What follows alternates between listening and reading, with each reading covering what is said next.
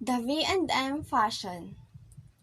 V&M Fashion is a company that recently experienced major changes. The owner, Alberto Mendoza, passed leadership responsibilities to his son, Armando Mendoza. He became the president of the family's business, and it served as a sentimental value for him before his father passed away. One day, Armando is in big trouble, and the company is at rest, blaming himself and preoccupied, knowing that their family business will be bankrupt as soon as possible, once he cannot make an effective solutions for it. He then called for an urgent meeting with the board about this case. Good morning. Good morning, Mr. President. Have a seat. It's an honor that we are gathered here despite how busy you are. However, for today's urgent meeting, I have a very important announcement and serious matters to discuss. I will make it straightforward. The company's rating is at rest. It decreased continuously from the month of January to April, and it's very alarming because it impacts to our productivity in the market. At words, it leads us to lose our assets. In simplest words, the company will be bankrupt as soon as the situation will remain unstable. What? Do I hear it correctly? Impossible. What happened? Yes, you all heard it correctly. I'm sorry to tell you this, but right now the company is in big trouble. The Z Fashion Company is now in its highest ratings and are in top, taking over a position from the top. We trusted you, Armando, that you will continue what your father have done in his company, but what you did. I understand. No one can be blamed this but me. I become careless of my decision, and I didn't able to think that we went through this stuff. We invested a lot in this company, Armando. Your loss is also our loss too, just because of your carelessness. I am so disappointed with you, Armando. I agree. If you can't manage properly your own company, then get lots of your own. We will get back our money of what we put up in this company. It is a big mistake that your father gives the responsibility to you, because what you'd know is to cause a problem in the company. The meeting continues, and the room becomes intense. The directors are disappointed and wanted to take back their money before things becomes worse. On the other hand, the president could not say even a single word. This makes no sense. It's not our problem anymore, Armando. We will leave it to you. Fix what you've started.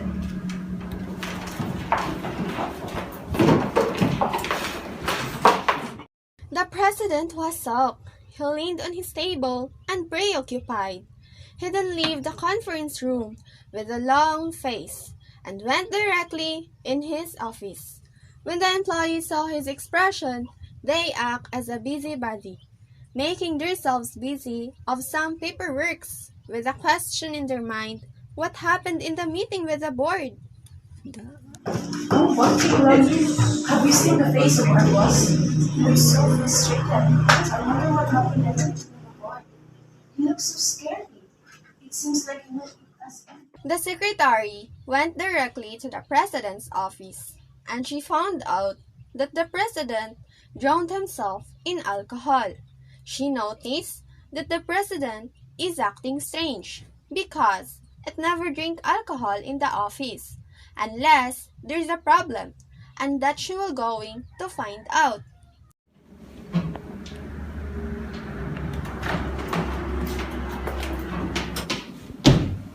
Mr. President, you have an appointment with Mr. Daniel Valencia today. Cancel all my appointments today. But... You heard me. Cancel all my appointments today.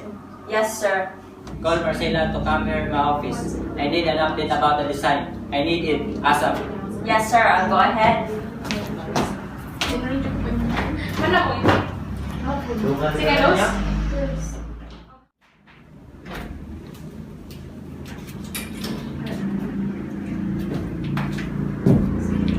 Good morning, Mr. President.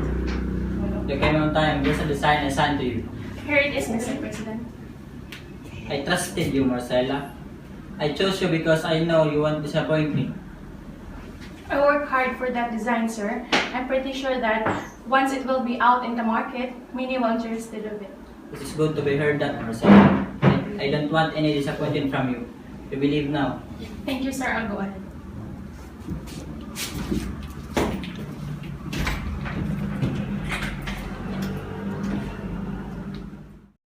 Days passed, and everyone at the V&M Fashion was busy. The president is still seeking for effective ways to get rid of the company's situation. He's at his office and busy studying about the design that Marcella had given to him.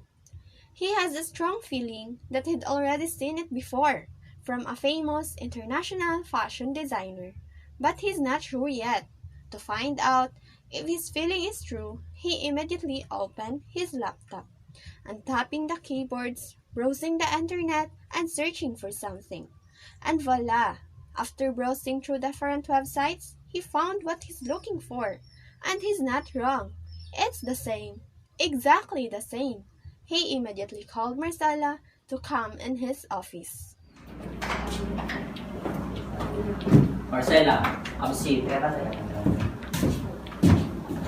Do you have any clue why I called you here in my office? About the design, Mr. President. Exactly. Smart, huh? What do you mean, Mr. President? Do you want to say something, Marcella? About what, sir? I don't have any idea. Marcella, I chose you to make the design because I know you're capable of. I trusted you that you will give me the best design. Sir, I already made it. I made it perfectly. What's wrong with the design? You don't have any clue, Marcella? Really? You think you can deceive me? How can you explain this design and this? Sir, I can explain. Please let me explain.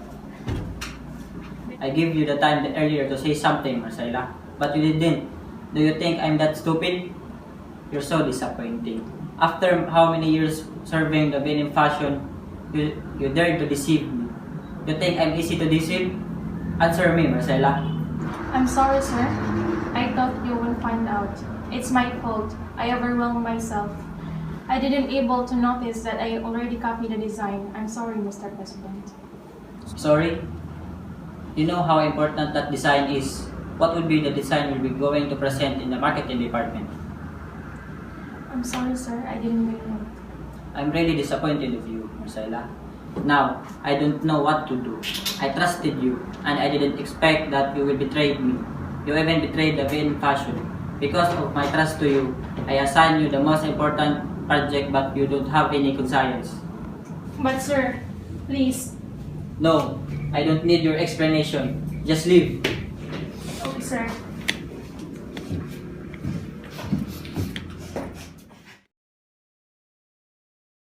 As the president walked out in his office, with full of disappointment in his face, he leaned on his back against the door and left immediately. Of course, why does the problem look after me? What would I do now? How can I resolve the company now? I'm sorry, Dad. I failed you. I'm not suited for this responsibility. Maybe the directors are right.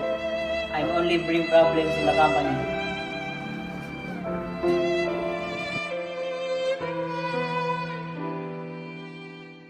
The secretary heard everything from what happened to Marcella's design and how become vulnerable the president now.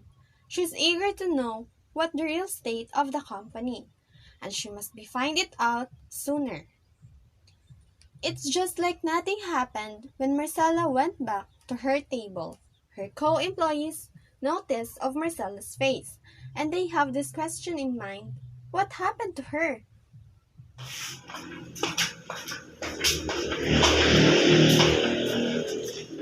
The employees have arrived already and they are at their respective tables when they notice something weird to Marcella's behavior.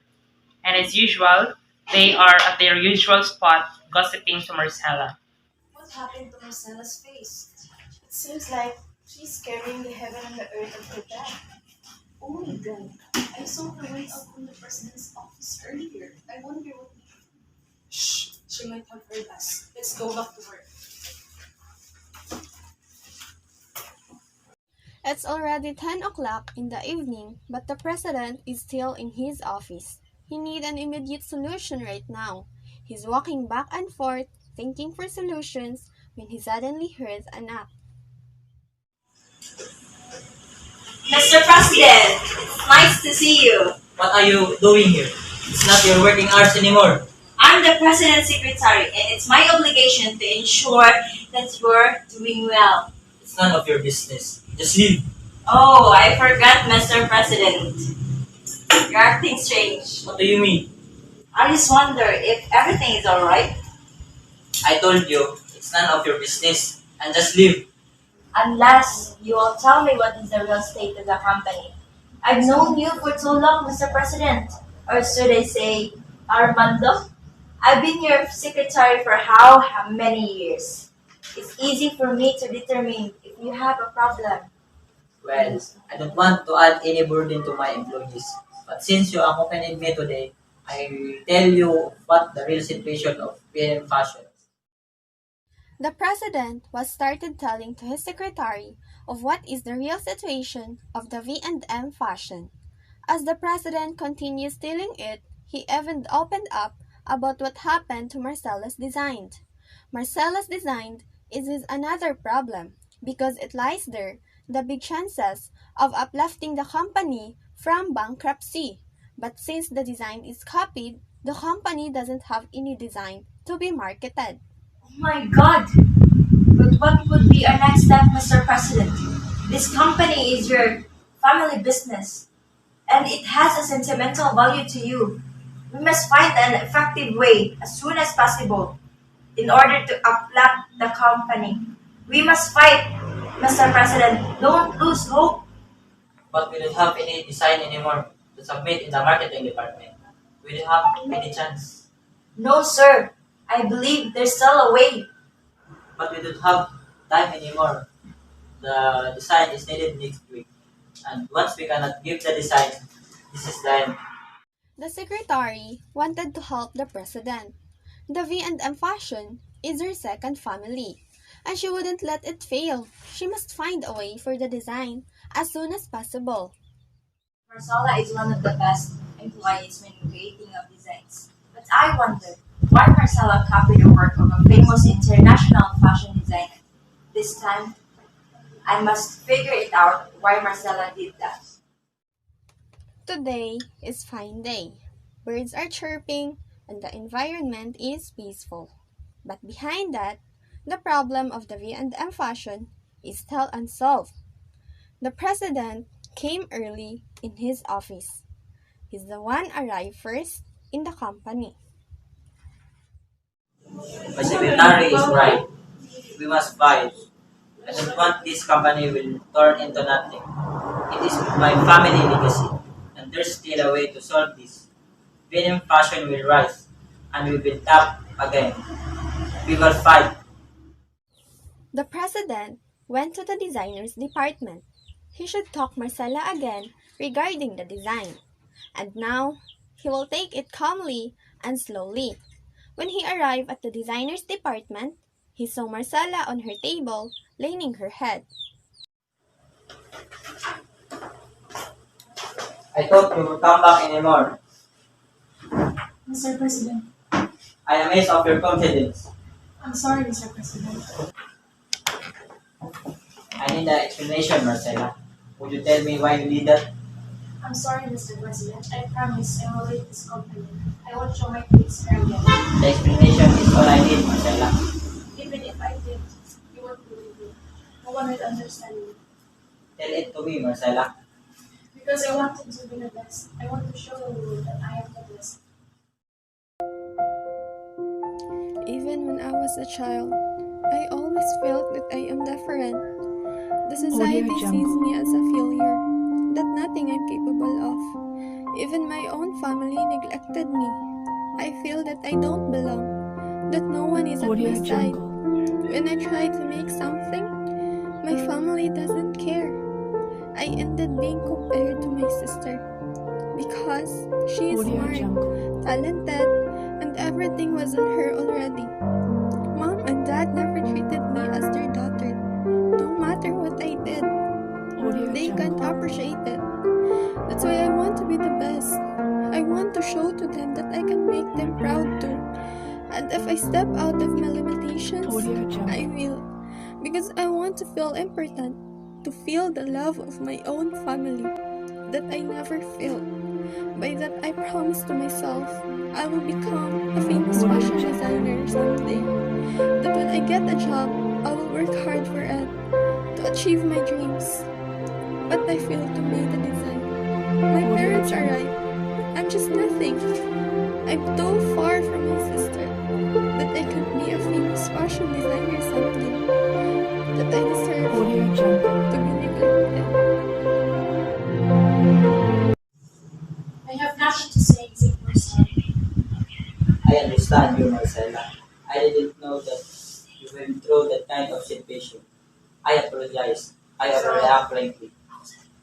Wait, what? Did I heard it, Mr. President? Since I found out already the reason, I don't have any reason anymore to fire you, Marcella. Just keep going and things will be fine. Remember to fight and have hope. After saying these words to Marcella, Marcella still can't process it. She's still confused of what his boss acted earlier, and she can't believe that she won't be fired. She followed it with her eyes when her boss take his back on his way to his office, until it was out of her gaze.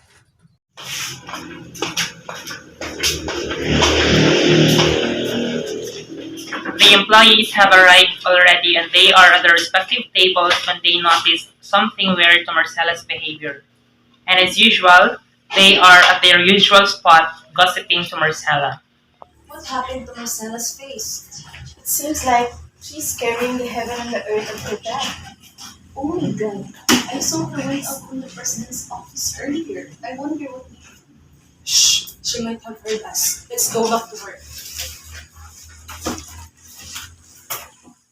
Marcella noticed that the three are talking about her. She looked at them and raised her eyebrows, and the three employees understand it, then go back to their respective table and act as nothing happened, and doing some paperworks.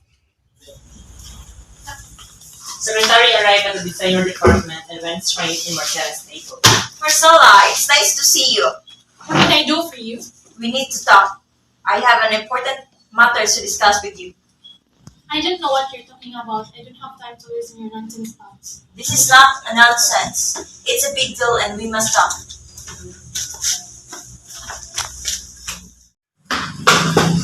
What are we doing here and why did you drag me? I know everything, Marcella. Stop being too naive. About the design but you've submitted, it's not your own work, but you copied it to the famous international fashion designer. It's not what you think. This design I made years ago before I started working at DLE Fashion. I thought I already formed it, but you have this. But why you didn't submit it to the president? It's perfectly perfect, Marcella. Don't you know that? The design is very important. I know, but after what happened years ago, whenever I look at this design, things are still vivid in my memories. What happened years ago, Marcella? What's with this design? It's really my dream to become a famous fashion designer someday. That's why, when there was an opportunity, I grabbed it. There was an exhibit held in Los Angeles that time that I supposed to attend. I worked hard for the design that I will going to present. I studied everything about the design, and I invest a lot of effort to make it perfect. But fate is really cruel. A day before the exhibit, my parents find it out. They found out that I'm planning to join the exhibit, and they don't want me to because I'm not good enough for that. When they found out the design that I made, they crumpled it, leaving me alone in the house with the house chores to do because they were going to attend a celebration of my sister's promotion. Secretary feel pity to Marcella, but they don't have enough time for the design. She must convince Marcella today in regarding the design and able to solve the problem of the company that has been facing right now. Listen to me carefully, Marcella.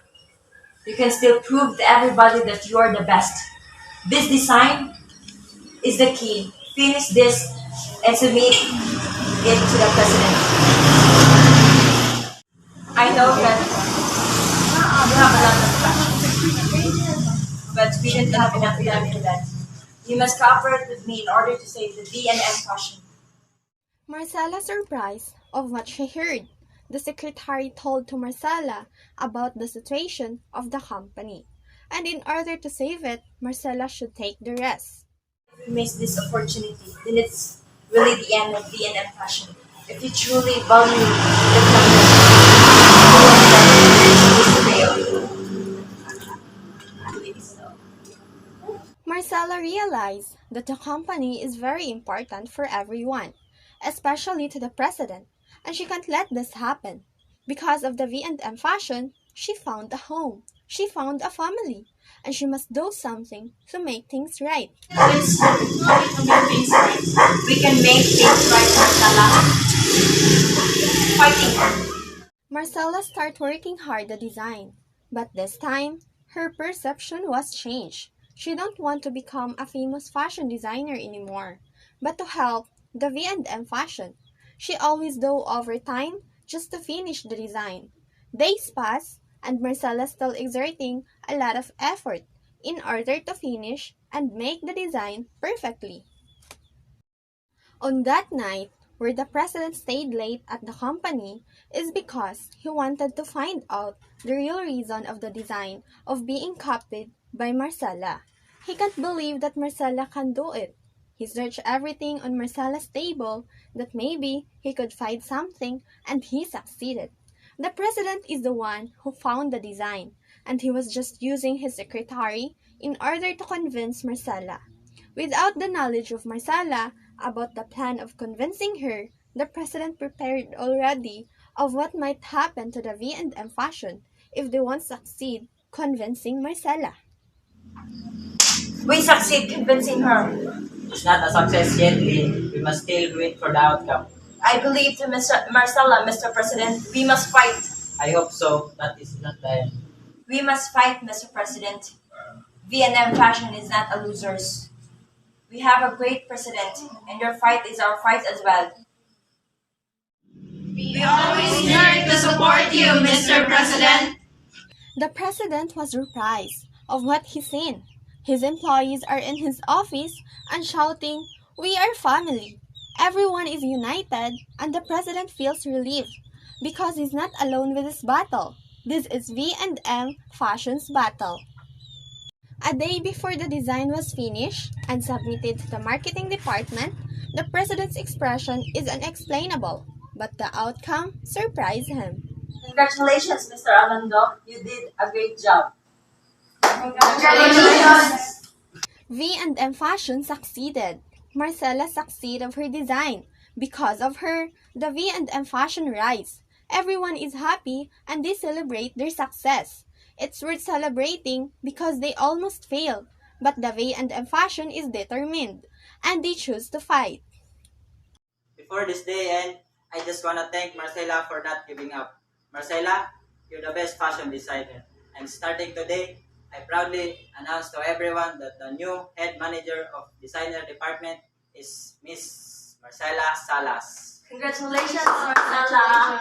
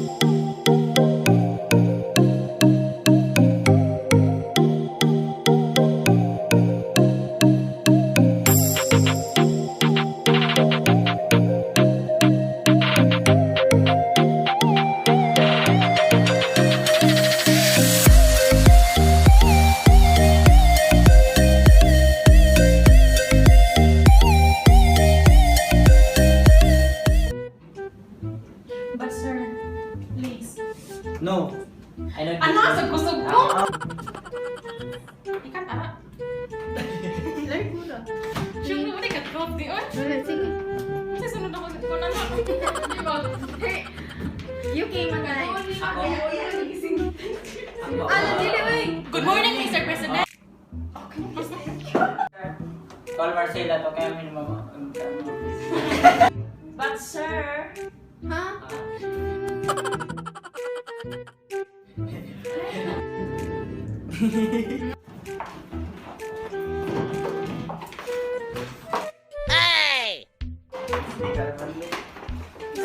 It is a big mistake that your father gives the responsibility to you. Because what you'd know is to cause a problem in the company.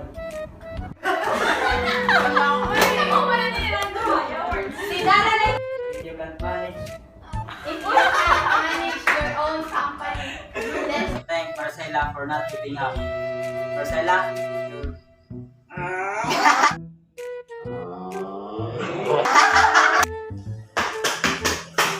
What are we doing? Doing? What are we doing here? Why did you dump me? Why did you dump me? ay, nada. trusted of you. I trusted of you. And I didn't expect what that betrayed me. That